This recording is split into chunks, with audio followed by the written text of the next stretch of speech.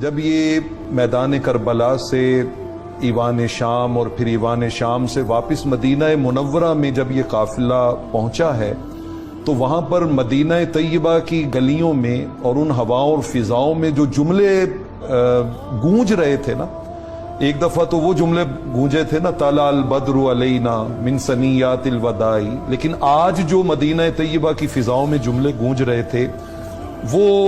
امت کو قیامت تک یاد رکھنے چاہیے۔ ہر ایک کی زبان پر تھا، ماذا تقولون ان قال النبی لکم، اے لوگوں قیامت والے دن جب آقا علیہ الصلوۃ والسلام نے اس واقعے کے بارے میں تم سے پوچھا تو تمہارے پاس اس کا کیا جواب ہوگا؟ جب آقا کہیں گے ماذا فعلتم وانتم آخر الامم، یہ تم نے کیا کیا کہ تم تو آخری امت تھے اور میں تمہیں بار بار یہ کہہ کے آیا تھا اذکرکم اللہ فی اہل بیتی، اذکرکم اللہ فی اہل بیتی، اذکرکم اللہ فی اہل بیتی، تو میرے اس سارے سمجھانے اور بتانے کے باوجود تم نے یہ کچھ کیا ہے۔ مجھے تاریخ ابن عساکر سے وہ جماعت صحابہ یاد آ رہی ہے جو ملک روم میں جنگ کے اوپر گئے ہوئے تھے، اور وہاں پر انہوں نے جب ایک جگہ سے گزرے تو انہوں نے دیکھا کہ جو ان کا معبد خانہ ہے، عبادت گاہ ہے، اس کے ساتھ ہی ایک دیوار کے اوپر ایک تحریر لکھی ہوئی تھی، اور وہ تحریر یہ تھی کہ اترجو امت محمد صلی اللہ علیہ وسلم شفاعت محمد بعد ان قتل الحسین، حسین علیہ الصلوۃ والسلام کو شہید کرنے کے بعد بھی کیا امت اس بات کی امید رکھتی ہے کہ اسے حضور علیہ السلام کی شفاعت ملے گی؟ شفاعت ملے گی۔ انہوں نے کہا کہ یہ تحریر یہاں پر کس نے لکھی ہے؟ تو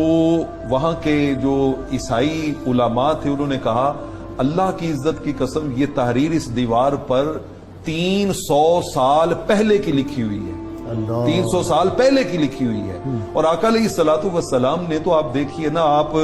غم حسین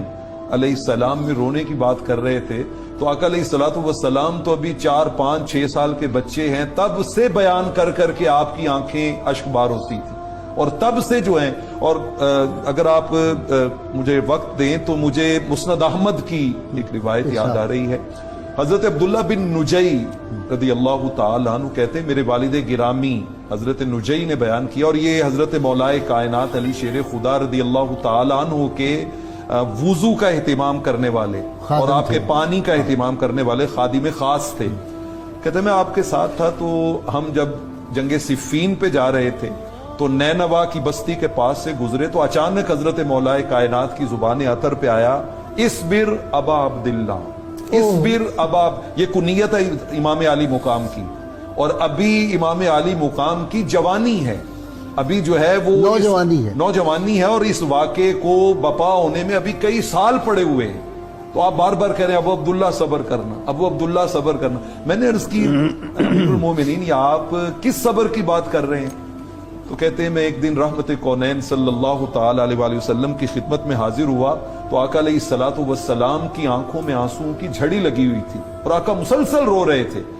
میں نے عرض کی اغضبک احد، آقا آپ کو کسی نے ناراض کر دیا ہے جو آپ اس طرح آپ کی آنکھوں میں آنسو ہے؟